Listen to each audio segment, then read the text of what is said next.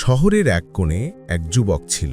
নাম তার রায়হান। রায়হান খুব বুদ্ধিমান, অনেক টাকা পয়সাও কামাতো, কিন্তু একটা বিষয় সে কখনো গুরুত্ব দিত না, নামাজ। আজান হলে সবাই মসজিদে যেত, কিন্তু রায়হান বলতো, আরে সময় আছে, পরে পড়ব। একটা নামাজ না পড়লে কি বা হবে। এভাবেই দিন যেতে লাগলো। নামাজ তার জীবনের বাইরে চলে গেল, শুধু দুনিয়ার কাজই কাজ। এক রাতে রায়হান স্বপ্ন দেখল। সে দেখল কিয়ামতের দিন, বিশাল এক ময়দানে কোটি কোটি মানুষ দাঁড়িয়ে আছে। হিসাব শুরু হলো। ফেরেশতারা নাম ডেকে বলল, রায়হান সামনে এসো। তার আমলনামা হাতে দেওয়া হলো। রায়হান ভেবেছিল, আমি তো কারোর সাথে প্রতারণা করিনি, ব্যবসা করেছি, গরিবকেও সাহায্য করেছি, নিশ্চয়ই ভালো ফল পাব। কিন্তু তখন ফেরেশতারা বলল, প্রথমে নামাজের হিসাব দাও, কারণ নামাজ হলো ইসলামের স্তম্ভ। রায়হান হিসাব দিতে গিয়ে থমকে গেল। তার নামাজের জায়গা ফাঁকা, সাদা কাগজের মতো শুকনো। ফেরেশতারা কঠিন স্বরে বলল, তুমি জানো না, রাসূল বলেছেন নামাজ যার সঠিক হলো তার অন্যান্য আমল গ্রহণ করা হবে, আর নামাজ নষ্ট হলে অন্য কিছুই গ্রহণ হবে না। রায়হান কেঁদে উঠল, আল্লাহ, আমি তো দান খয়রাত করেছি, ভালো কাজ করেছি। তখন তাকে উত্তর দেওয়া হলো, কিন্তু তুমি আল্লাহর ডাকে সাড়া দাওনি। আজানের শব্দে তুমি হাসতে, আড্ডা দিতে, ব্যবসা করতে ব্যস্ত ছিলে। তুমি দুনিয়াকে প্রাধান্য দিয়েছ, আখিরাতকে নয়। সে দেখল নামাজ না পড়া মানুষদের জন্য এক বিশেষ দরজা জাহান্নামে খোলা হলো। ভেতর থেকে আগুন বের হচ্ছিল। একদল মানুষ চিৎকার করছে, আমরা নামাজ পড়তাম না, তাই আজ আমরা জাহান্নামে। রায়হানকে সেই দলের সাথে নিয়ে যাওয়া হলো। তার হৃদয় কেঁপে উঠল। হঠাৎ রায়হানের ঘুম ভেঙে গেল। সে কাঁপতে কাঁপতে বিছানা থেকে উঠে গেল। বাহিরে তখন ফজরের আজান হচ্ছে, হাইয়া আলা সালাহ, হাইয়া আলাল ফালাহ। রায়হান দৌড়ে গিয়ে অজু করল, কান্না করতে করতে বলল, আল্লাহ, আজ থেকে আমি তোমার ডাকে সাড়া দেব, আর নামাজ ছাড়ব না। নামাজ হলো ইসলামের স্তম্ভ। হিসাবের দিনে প্রথম জিজ্ঞেস করা হবে নামাজের ব্যাপারে। নামাজ না পড়া মানে আল্লাহর সরাসরি হুকুম অমান্য করা। দুনিয়ায় যত ভালো কাজই করো, যদি নামাজ ঠিক না থাকে সেগুলো গৃহীত নাও হতে পারে। একটি ছোট্ট শহরে থাকত রাশেদ নামে এক যুবক। জন্ম থেকে দারিদ্র্যের মধ্যে বড় হয়েছে। তার বাবা ছিলেন একজন সৎ কৃষক, মা সাধারণ গৃহিণী। পরিবারের আর্থিক অবস্থা কখনো ভালো ছিল না। ছোটবেলা থেকেই রাশেদের মনে একটা জেদ কাজ করত, আমি বড় হয়ে অনেক টাকা উপার্জন করব, অনেক ধনসম্পদ জমাবো, যাতে আর অভাব না থাকে। ছোটবেলায় স্কুলে যাওয়ার সময় রাশেদের ছেঁড়া জমা দেখে বন্ধুরা হাসত। কখনো স্কুল ফি না দিতে পারলে শিক্ষক তাকে বকাঝকা করতেন। এসব কষ্ট তার মনে জমে ওঠে এক প্রবল বাসনা, টাকা চাই, অনেক টাকা চাই। মা সবসময় বলতেন, বাবা, টাকা নয়, বরং হালাল উপার্জন আর আল্লাহর ভরসাই মানুষের আসল সম্পদ। কিন্তু রাশেদ শুনতে চাইত না। হঠাৎ ভাগ্য বদল। সময়ের সাথে সাথে রাশেদ বড় হলো। একদিন হঠাৎ এক বিদেশি ব্যবসায়ীর সঙ্গে পরিচয় হলো। তিনি রাশেদকে বিদেশে কাজের সুযোগ দিলেন। কয়েক বছরের মধ্যেই রাশেদ প্রচুর টাকা জমিয়ে দেশে ফিরে এলো। তার বাড়ি এখন বিশাল অট্টালিকা, দামি গাড়ি, চাকচিক্যে ভরা। শহরে সবাই তাকে ঈর্ষার চোখে দেখতে লাগলো। কিন্তু এখান থেকেই শুরু হলো পতনের গল্প, লোভের দুনিয়া। রাশেদ মনে করল, এখন আমিই সবকিছু, টাকাই মানুষকে সম্মান দেয়। সে নামাজ পড়া ছেড়ে দিল, মসজিদে যাওয়া ভুলে গেল। বন্ধুদের সাথে রাতের আড্ডা, নেশা, অবৈধ পথে ব্যবসা, সবকিছুতে জড়িয়ে পড়ল। স্ত্রী ও সন্তান তাকে বারবার অনুরোধ করল, তুমি এমন পথে যেও না, আমাদের সংসার ভেঙে যাবে। কিন্তু রাশেদ বলতো, টাকা না থাকলে কি তোমরা সুখে থাকতে পারবে?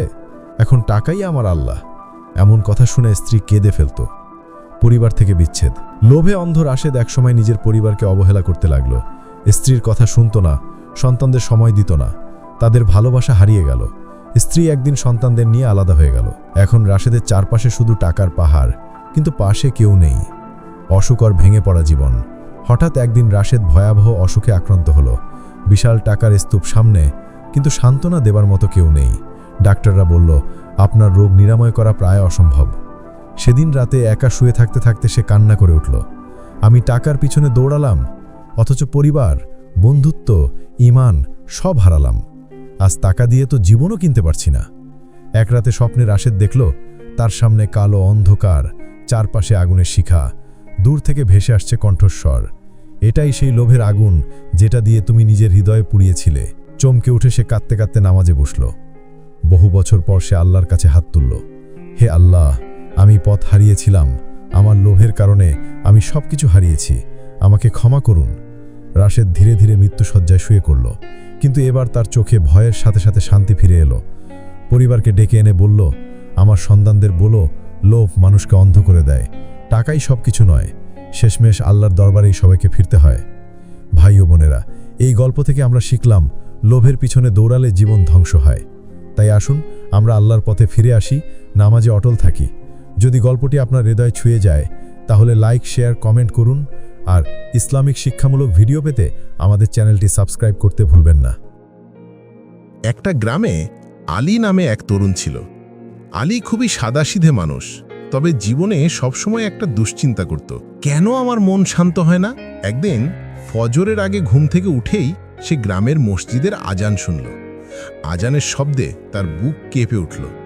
মসজিদের ইমাম সাহেব বলছিলেন, হে আলী, নামাজ হচ্ছে মানুষের সাথে আল্লাহর সরাসরি কথা বলা। আল্লাহ 5 ওয়াক্ত নামাজ ফরজ করেছেন। আলী অবাক হয়ে জিজ্ঞেস করল, 5 ওয়াক্ত মানে কতবার? ইমাম বললেন, ফজর, জোহর, আসর, মাগরিব আর এশা, এই 5 ওয়াক্ত নামাজ প্রতিদিন মুসলমানের জন্য ফরজ।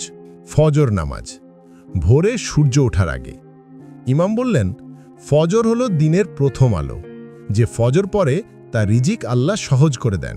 জোহর নামাজ দুপুরে কাজের ফাঁকে। ইমাম বললেন, জোহর মানুষকে দুনিয়ার ব্যস্ততার ভিড় থেকে টেনে আল্লাহর সামনে দাঁড় করায়। আসর নামাজ বিকেলের দিকে। আসর নামাজ না পড়লে আমল নষ্ট হয়ে যায়, বললেন ইমাম। আলী বুঝল এটা যেন দিনের শেষ পরীক্ষার মতো। মাগরিব নামাজ সূর্য ডোবার সাথে সাথে। ইমাম বললেন, মাগরিব হচ্ছে দিনের সমাপ্তি, যেন দোয়ার মাধ্যমে আল্লাহর কাছে জমা দেওয়া। এশা নামাজ রাতের শেষ প্রহর। ইমাম বললেন, এশা নামাজ হলো দিনের সমাপ্তি, যে নামাজ পড়ে ঘুমায় ফেরেশতারা সারা রাত দোয়া করে। দোয়া ও সূরা। ইমাম আলীকে শিখালেন, প্রতিটি নামাজে সূরা ফাতিহা পড়া ফরজ। এর সাথে তুমি সূরা ইখলাস, ফালাক, নাস পড়তে পারো। আর সিজদায় গিয়ে নিজের ভাষায় দোয়া করো, আল্লাহ তোমার হৃদয়ের কথা শুনবেন। আলী যখন প্রথমবার পূর্ণ 5 ওয়াক্ত নামাজ পড়ল, তখন তার বুক থেকে সব দুশ্চিন্তা চলে গেল। সে কান্না করে বলল, আল্লাহ, এতদিন আমি তোমার ডাকে সাড়া দিইনি, আজ থেকে আমি কখনো নামাজ ছাড়ব না। প্রতিদিনের 5 ওয়াক্ত নামাজ মুসলমানের জন্য ফরজ। প্রতিটি নামাজে সূরা ফাতিহা সাথে অন্য সূরা ও দোয়া পড়তে হয়। নামাজ হলো আল্লাহর সাথে সরাসরি যোগাযোগ, যা মনকে শান্ত করে। তিনি সাধারণ পোশাক পরতেন, সাধারণ খাবার খেতেন, কিন্তু যখন তিনি কথা বলতেন তখন মনে হতো প্রতিটি শব্দ যেন সোনার চেয়েও মূল্যবান। মানুষ তার কাছে আসত উপদেশ নিতে, আবার কেউ আসত রোগের চিকিৎসা নিতে। একদিন গ্রামের এক ধনী ব্যবসায়ী খুব অসুস্থ হয়ে পড়ল। অসংখ্য চিকিৎসক চেষ্টা করল, কিন্তু কেউ তাকে ভালো করতে পারল না। শেষে পরিবার বলল, চলো লোকমান হাকিমের কাছে যাই, আল্লাহ তাকে যে জ্ঞান দিয়েছেন তাতে হয়তো শেফা মিলবে। ধনী লোকটি দুর্বল দেহ নিয়ে লোকমান হাকিমের সামনে এলো। লোকমান হাকিম বনে গিয়ে কিছু শুকনো পাতা, গাছের শিকড় আর ফুল সংগ্রহ করলেন। এসব তিনি পানিতে সিদ্ধ করলেন, তারপর রোগীকে দিলেন। লোকেরা অবাক হয়ে বলল, হাকিম, এত সাধারণ জিনিসে কি রোগ সারবে? তিনি শান্তভাবে বললেন, ওষুধ আমি দিলাম, কিন্তু শেফা আল্লাহর কাছ থেকে। যদি তিনি চান তবে সামান্য পাতাতেও আরোগ্য আছে, আর যদি তিনি না চান তবে পৃথিবীর সব ওষুধও ব্যর্থ। ধনী লোকটি সেই পানীয় খেল। অলৌকিকভাবে কয়েক ঘন্টার মধ্যেই তার শরীরে শক্তি ফিরে এলো। সে হাঁটতে পারল, কথা বলতে পারল। মানুষ বিস্ময়ে তাকিয়ে রইল। তখন লোকমান হাকিম বললেন, এটা কোনো জাদু নয়, এটা আল্লাহর রহমত। আমার হাত কেবল একটি মাধ্যম। তিনি আরও বললেন, হে মানুষ, যেমন শরীরের অসুখ সারাতে ওষুধ খোঁজো, তেমনি আত্মার অসুখ সারাতে নামাজ খোঁজো।